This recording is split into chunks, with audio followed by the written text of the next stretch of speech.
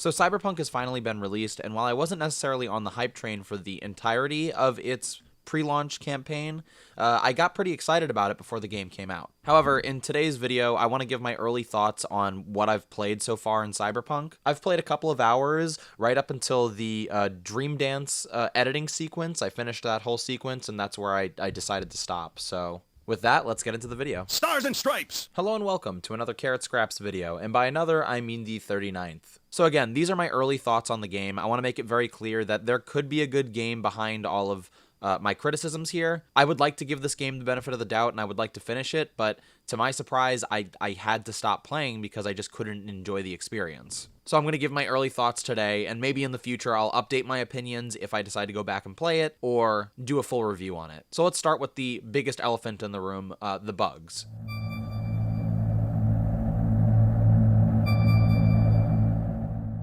Now, I'm playing on a base model PS4. It's not like the original PS4, but it's definitely not a PS4 Pro. And there are a lot of bugs on this version of the game. Now, bugs, I really don't have a lot of problems with most of the time. A lot of people had issues with Marvel Avengers and the amount of bugs in that game, and as long as the bugs were minor and they didn't, like, break the game, I honestly can look past them. I've personally just accepted, you know, bugs in AAA games as a part of modern video game making, I guess. You know, as long as it doesn't destroy the experience, I'm fine with it. I'm going to briefly talk about some of the bugs that I experienced while playing the game. Just keep in mind that the B-roll that you're watching is footage of me just driving around Night City. It's not meant to reflect anything specifically. If anything happens, that's coincidence. So one of the first bugs I encountered was I'm driving down the street, and I guess I hit a pedestrian, but the pedestrian, the civilian didn't load, so I didn't see that I hit the person, and it had to take like an extra minute or so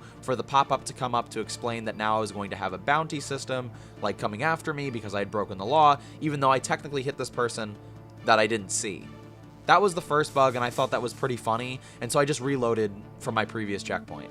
And for a while I was doing pretty good, although most of the time I was just watching the in-game television, which I really loved. I honestly love a lot of the world building in the game so far. But then of course the textures weren't loading as fast as they should have been. Dialogue scenes would mess up because certain characters weren't speaking correctly or they would talk over each other. The lip syncs weren't matching what the characters were saying. There's also this weird thing, I don't know if it's a bug or not, but basically when I have to choose a dialogue option, instead of being yellow or blue, it'll just be blue, and it'll match the exact same blue that the text is, so I can't read certain dialogue options unless I can move my highlighter around. And sometimes there's only one option, so I don't know what I'm saying. So as a result of all of those bugs, I haven't been able to pay attention to the story because sometimes I don't know what I'm saying to the characters, sometimes I don't understand the exposition that's being said, and sometimes I just can't hear what's being said.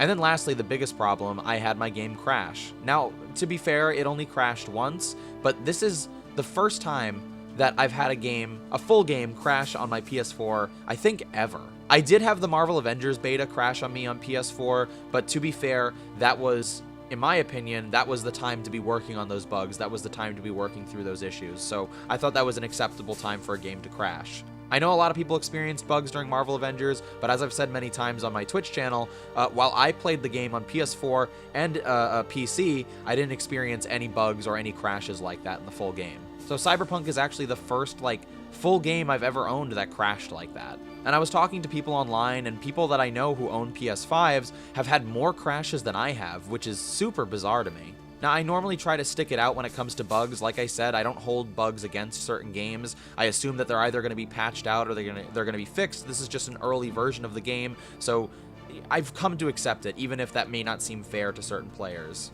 But this is one of the few games where I actually had to take a step back and say, I physically cannot play this game because I don't understand what's happening in the story, and I'm just not enjoying my experience. And the reason for both of those is because of the existence of the bugs. I literally can't focus on the story because of the bugs. Sometimes I can't even read or hear the story because of the bugs. So the state of the game is legitimately why I can't play the game right now. But I've heard a lot of people bring up that you shouldn't be expected to play this game on a current-gen console. One of the big defenses of Cyberpunk right now is that you should be playing this on a high-end PC, or you should be playing it on a next-gen console. Well, let's move into my next point, and we will talk a little bit more about why I don't think that's a valid excuse. So, I do think it's great that people can play the game just fine. From what I've heard, people playing the game on PS5 have had issues. I don't know anybody who's played the game on Xbox Series X, but from what I've seen in YouTube videos, it seems to be that the game is playing fine on that current console. So if you're able to play the game, you know, bug-free and you can enjoy the experience, that's awesome. I'm just talking about my subjective experience. But I want to be very clear. Cyberpunk 2077 has been in development for years. The earliest trailer for the game that I found on YouTube came out on January 10th, 2013. The very beginning of 2013 is, from my research, the earliest time you can find a solicitation for this game. That means that Cyberpunk was solicited to players before the PlayStation 4 or the Xbox One was even released. And then to compound that, the release date for the game was identified as April 16th, 2020. Now, obviously, there were a bunch of pushbacks, but if it was released in April of 2020, then next-gen consoles wouldn't even be released yet. To put that in perspective, Doom Eternal came out a month earlier than that original release, and Doom Eternal ran just fine. I don't see anybody saying that we should have been playing Doom Eternal on the PS5. So for the excuse that you should be playing Cyberpunk on a next-gen console or high-end PCs, for that excuse to work, I need to tell myself that this game was being developed in 2013, not for the hardware that was coming in the next 5 years, but for the hardware that was coming in 2020. That was the hardware they intended you to play the game on. I'm sorry, that's just ridiculous. In addition, I didn't realize this until recently, but apparently reviewers weren't given console versions of the game to review. I don't want to speculate too much, but it seems as if CD Projekt Red knew and understood that the console version of their game wasn't going to stand up as well as the PC version, and so they intentionally didn't want people using that version of the game for their review copies. And even if you are defending Cyberpunk on the PC, there's the sheer fact that every reviewer who played the game on PC talked about how the bugs were excessive and hard to ignore. So even on the best console that you could have been playing on, a high-end PC, people were still experiencing bugs. The one criticism I can understand applying to current-gen consoles is load times being bad. If the loading times are bad on current-gen consoles but are better on next-gen and PC, I don't have an issue with that. I am a very patient boy and I will wait through loading screens. I don't mind. But if you've played the brain dance sequence on a PS4, you know how insane the loading screens are. Essentially, during that sequence, you go in and out of a location and see about 5 loading screens at least, each one being over 50 seconds of wait time. This was one of the sequences that was more difficult for me to get through, and I just had to wonder if they knew that the load times were this bad on this sequence, why didn't they switch it up or maybe make a sequence longer? I don't know. So yeah, while load times are definitely something that I'm willing to understand is going to be shorter on better hardware, I still think the choices of where to put load screens is just really bizarre to me. As I've said before in the video, I try not to hold bugs against games that are just launching, even though the bugs in Cyberpunk are of a different nature than I've seen before. And I've also said in this video that I don't want to tell people how to feel about the game. I'm not saying that the game is bad because of this. I'm not trying to prove that it's a bad game by pointing out the bugs. I think the only reason that I feel so weird about people defending Cyberpunk is because the large majority of people didn't offer that same defense to other games that experienced bugs at launch. Which brings me to my next point. It's so odd to me that Cyberpunk is being defended so vigorously right now, especially since other games were not given the same treatment. In my opinion, the defense of this game is hypocritical. Now again, to be fair, I'm still very early in this game, and the bugs can be fixed in the future. In addition, I've seen many people turn from praise and defense to a more harsh tone about the game as time has gone on. But I wanted to point out that games like Fallout 76, Marvel's Avengers, and Mass Effect Andromeda were severely criticized for the amount of bugs in their games. I heard no such defense for any of those 3 games, and I just think it's really funny that Cyberpunk can come out and be buggier than all 3 of them, and yet people will swarm to the defense of Cyberpunk 2077. Now again, in games like Fallout 76 and Marvel's Avengers, there have been significant bugs that really ruined people's experiences. I'm not trying to take away from that. If somebody can't progress through Marvel's Avengers, or if somebody lost their entire account on Fallout 76, that's not cool.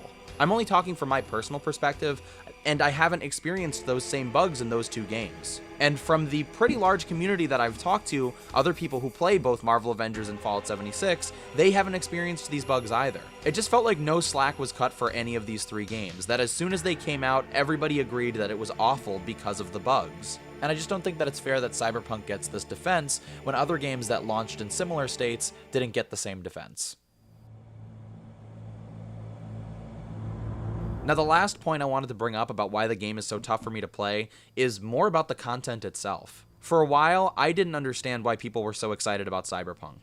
Sure, I love the Cyberpunk genre, I love Blade Runner, and I love Ghost in the Shell. I've been a fan since I was a child. But when I watched early trailers of the game and I heard early synopsises, I really didn't get any kind of hook that attracted me to it. And adding big-named, high-profile actors really doesn't impress me that much. But I will admit it was a genius marketing technique to get Keanu Reeves in the game. And Keanu Reeves is awesome, so, yeah, there's obviously that. So I was left scratching my head whenever people were talking about how excited they were for the game until I watched the Night City Wire streams. Not only do I like these streams for Cyberpunk 2077, but I like them for all games. I would really love to see developers do this more often when a new game is coming out. Because honestly, the only reason I bought a copy of Cyberpunk was because of one of these streams. As I watched the Night City Wire streams, I started to understand that the appeal of this game, to me at least, was that this was going to be a Bethesda-style RPG. Now, I'm a huge fan of the Bethesda Fallout games. I love Fallout 4 and Fallout 76. But even though I love those games, I still wish there were better RPG elements featured in them and in future titles. The more I started to hear about Cyberpunk in detail, the more I started to realize that this could be a better RPG experience that was closer to the feel of the original Fallout. I was excited to create my own character and live my own life in a brand new world. And maybe if I was lucky, Bethesda would see some things that they liked from Cyberpunk and add them to their next Fallout game. Or maybe their current Fallout game. However, from the character customization screen, I was underwhelmed. The character customizer is fine, it just doesn't feel as detailed as it could be. I know to some people that doesn't sound like it makes sense, because on the surface it seems like this is one of the best customizers we've ever had. It gives us certain details we've never had in a character customizer, or at least that we haven't had in games for a while. Stuff like editing your genitalia or your nipples, adding cybernetics and changing the way your eyes look so dramatically, all of those are really cool details. But to give an example of how I feel underwhelmed, when you edit your tattoos, you get a ton of tattoos in each preset, but you can't stack these tattoo options. In addition, maybe I want my character to just have one tattoo. I don't understand why it has to be an entire full body of tattoos. Sometimes that's cool, but sometimes I would like something more reserved. Another example is in makeup. I feel like there's just not a lot of options for makeup. Especially in a game like this, I feel like we would have a lot of really interesting and unique makeup styles. These nitpicks about the character customizer were not a red flag for me. It wasn't the worst thing in the world, but thinking back on it and thinking about how I feel about the game now, it was a sign of things to come, I think. Anyway, after designing your character, you pick whatever background you want for your character, and then you go through the opening of the game. But then, after you meet Jackie, there's a short montage where you get to know the city, and I thought that was a really odd decision. I wanted to explore the city. I wanted to explore this new world and meet new people. But instead, they showed me a flashy cutscene where I got to know everybody. And now, I have to go throughout the city and re-meet people? I also don't know how much time has really passed since that cutscene started. That was the real sign of something that I didn't like. In my opinion, so far, I don't feel like I have a lot of opportunities to roleplay. Now, I love single-player stories and guided experiences, but I was buying into this game as a role-playing game. And I just feel like I'm going from one checkmark to the next. And I've tried doing my own thing and exploring whenever I can, but I always run into invisible walls that throw me in the other direction in a very jarring fashion. I try talking to random people, and I don't really get much conversation. In reviews, I heard that this game was really built around the side story experiences. And maybe I'm just too early to find that stuff, and I accept that truly, but as of right now, and as of the amount of time I've been playing, I just don't feel like I'm playing a role-playing game. What's worse is I don't even feel involved in the story. So many characters introduce themselves to me and then start talking about themselves and then start talking to other characters, and I have to just listen in from afar. Another one of the things I was excited about Cyberpunk was the dialogue tree. It looked like it was way more detailed and way more similar to the original Fallout game. And again, I might be understanding this wrong, or maybe I haven't gotten deep enough to really get into this, but I feel like all of the characters react to me the exact same way. Like for my character, I turned down my cool as low as it could go. And yet I still feel like this too cool for school character that people are always really impressed with. I don't like that. That's not the feeling I got from watching the Night City Wire streams. In addition, the backstories that you choose for your character, I worry that that just changes the opening of the game. And then that montage will reset you to where the story wants you to be every time. Again, I might be wrong on that. I haven't played the other backstories, but I just get this weird feeling about it. Honestly, that's my greatest issue with the game, is that it doesn't feel like the role-playing game that I wanted it to be. After the game crashed and me trying to play the game again, I experienced multiple bugs, and when I couldn't play the game any longer, I just thought to myself, why do I even want to restart this? Sure, it looks really cool, and I really love the world and finding out all these lore details. I even like a lot of the characters so far, but I'm struggling so much through these bugs to play a game that isn't really what I thought was advertised to me. I talk about Marvel's Avengers a lot because, first of all, it's a game that is important to my channel in my opinion, but it's also a game that I really like that a lot of people don't seem to. Marvel's Avengers is not a perfect game, but all of its flaws didn't really mean anything to me because the core gameplay was super fun in my opinion. When I would play the beta and the game would crash, it would be funny, but it would also hinder my experience. But when the option was given to me to restart the beta and continue playing despite the bugs, I gladly did so because I personally really liked the gameplay. I don't feel super engaged by the gunplay in Cyberpunk, and the most important part of the game, the role-playing, doesn't feel like it works for me. Also, on a quick side note, the minigames are not really enjoyable to me either. For example, the brain dance memory editing is a really cool idea, but it took me a little bit to realize that it's just not fun to play. It was just tedious, it felt like a chore. A lot of people seem to not like the Mary Jane stealth sections in the Insomniac Spider-Man game, and all I could think of while I was doing this brain dance sequence was I would rather do this Mary Jane sequence over and over than go through this again. I actually never had a problem with the Mary Jane stealth sequence. Anyway, this was a tangent. I just wanted to put that out there. Now, I want to say, in full transparency, I could go a full 180 on this game down the road.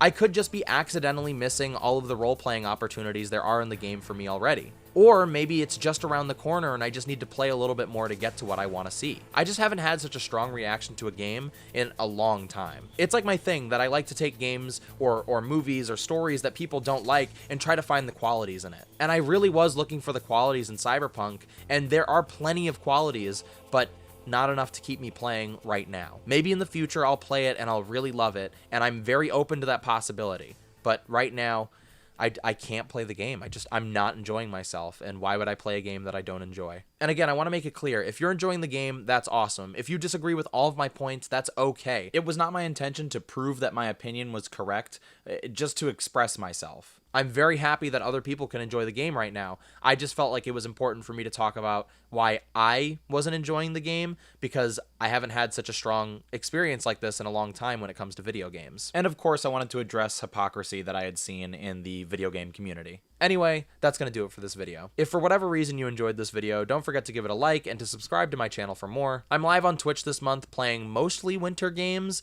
You can check me out on Twitch at carrotscraps, and all my other social media, Twitter, TikTok, and Instagram, is at carrotscraps as well. Thank you so much again for watching, and I will see you soon.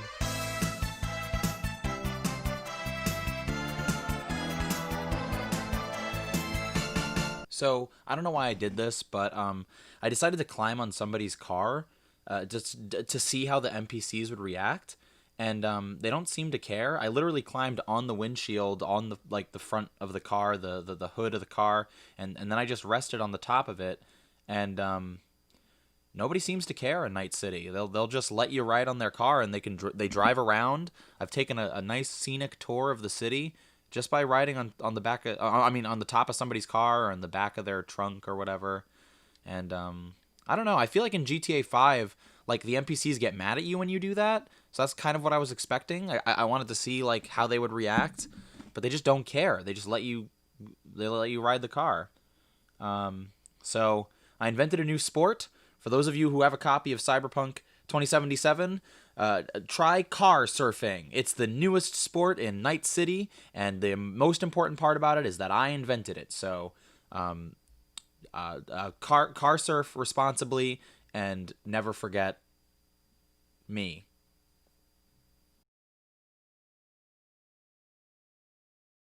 And car surfing.